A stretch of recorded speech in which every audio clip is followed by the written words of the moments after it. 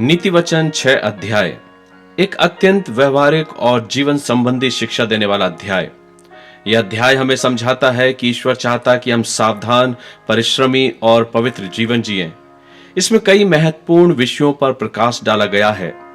जैसे कि सुलेमान कहता है कि यदि तुम किसी के लिए गारंटी देते हो या उसके ऋण में बंध जाते हो तो यह तुम्हारे लिए एक फंदा है। ऐसी स्थिति से तुरंत निकलने का प्रयास करें। आज के समय में यह हमें सिखाया जाता है कि बिना सोचे समझे किसी और की जिम्मेदारी मत लो। इससे हमारा और आपका भविष्य बिगड़ सकता है। आलस के विषय में सुलेमान लिखता है कि चींटियों से सीखने की सलाह देता हो, चींटियों के पास जाने की बात वो करता है, ताकि हम चींटियों के पास जाकर उनके कार्य को देखें और अपने जीवन को आकलन करने वाले हो सकें। आलस से जीवन को बर्बाद कर देता है, इस बात पर सुलेमान अपने विचारों को व्यक्त करता है, जबकि मेहनती शख्स और मेहनत और समय पर काम करने वाला शख्स अपने जीवन में आशीष को लेकर आता है। सुलेमान ऐसे कई विषयों पर बात यहां पर करता है, जैसे कि दुष्ट व्यक्ति की पहचान। दुष्ट व्यक्ति जो कि कपटी और छल कपट से चलता है, वह इशारों और झूठ से दूसरों को धोखा देता है, उसका अंत अचानक विनाश होता है। जब हम इस वचन को पढ़ते हैं तो हम इसमें इस बात को भी देखते हैं कि सुलेमान इस बात को सिखाता है और बच्चों को सलाह देता है कि माता और पिता की शिक्षा को अपने जीवन में स्वीकार करें, क्योंकि वो दीपक और प्रकाश का काम करती है।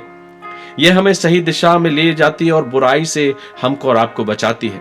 और सबसे महत्वपूर्ण बात पर जब सुलेमान इस विषय को लिखकर चिताता है, जिसका वर्णन हमने 5वें अध्याय में भी पढ़ा है, वो है व्यभिचार का परिणाम।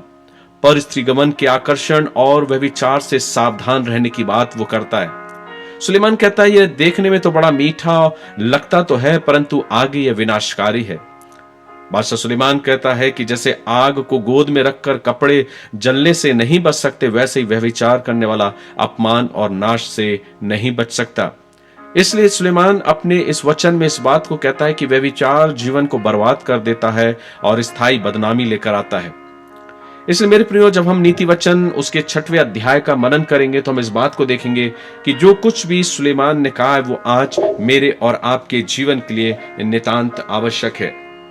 नीति वचन उसका 6वां अध्याय कुछ इस प्रकार से कहता है, हे मेरे पुत्र, यदि तू अपने पड़ोसी का उत्तरदायी हुआ हो अथवा परदेशी के लिए हाथ पर हाथ मारकर उत्तरदायी हुआ हो, तो तू अपने ही मुंह के वचनों में फंसा और अपने ही मुंह की बातों से पकड़ा गया।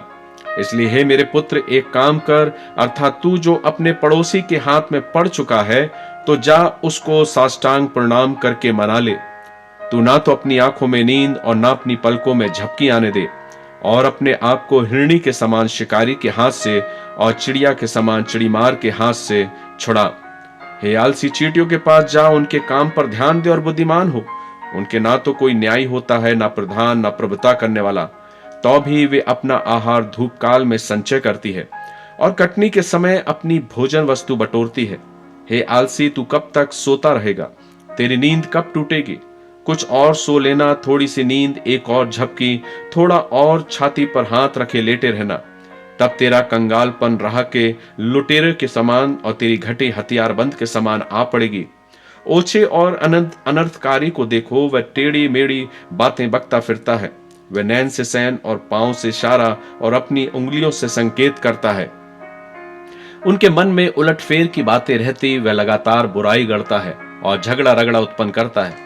इस कारण उस पर विपत्ति अचानक आ पड़ेगी, वह पल भर में ऐसा नष्ट हो जाएगा कि बचने का कोई उपाय न रहेगा। 6 वस्तुओं से यहोवा बैर रखता है, वरन 7 है जिनसे उसको घृणा है, अर्थात घमंड से चढ़ी हुई आंखें, झूठ बोलने वाली जीभ और निर्दोष का लहू बहाने वाले हाथ, अनर्थ कल्पना गढ़ने वाला मन, बुराई करने को वेग से दौड़ने वाले पांव, झूठ बोलने वाला साक्षी और भाइयों के बीच में झगड़ा उत्पन्न करने वाला मनुष्य। हे मेरे पुत्र, मेरी आज्ञा को मान और अपनी माता की शिक्षा को ना तज। इनको अपने हृदय में सदा गांठ बांधे रख और अपने गले का हार बना ले। वह तेरे चलने में तेरी अगुवाई और सोते समय तेरी रक्षा और जागते समय तुझसे बातें करेगी। आज्ञा तो दीपक है और शिक्षा ज्योति और सिखाने वाले की डांट जीवन का मार्ग है, ताकि तुझको बुरी स्त्री से बचाए और पराई स्त्री की चिकनी चुपड़ी बातों से बचाए। उसकी सुंदरता देखकर अपने मन में उसकी अभिलाषा न कर, वह तुझे अपने कटाक्ष में फंसाने न पाए, क्योंकि वैश्यगमन के कारण मनुष्य टुकड़ों का भिखारी हो जाता है। परंतु व्यभिचारिणी अनमोल जीवन का अहेर कर लेती है। क्या हो सकता है कि कोई अपनी छाती पर आग रख ले और उसके कपड़े न जले? क्या हो सकता है कोई अंगारे पर चले और उसके पांव न झुलसे? जो पराई स्त्री के पास जाता उसकी दशा ऐसी ही है, वरन जो उसको छुएगा वह दंड से ना बचेगा। जो चोर भूख के मारे अपना पेट भरने के लिए चोरी करे, उसको तो लोग तुच्छ नहीं जानते, तो अभी यदि वह पकड़ा जाए तो उसको 7 गुना भर देना पड़ेगा, वरन अपने घर का सारा धन देना पड़ेगा। परंतु जो पर स्त्री गमन करता है वह निरा निर्बुद्धि है। जो अपने प्राणों को नष्ट करना चाहता है वही ऐसा करता है। उसको घायल और अपमानित होना पड़ेगा और उसकी नाम धराई कभी ना मिटेगी, क्योंकि जलन से पुरुष बहुत ही क्रोधित हो जाता है और पलटा लेने के दिन वह कुछ कोमलता नहीं दिखाता। वह घूस पर दृष्टि ना करेगा और चाहे तू उसको बहुत कुछ दे तो भी वह ना मानेगा।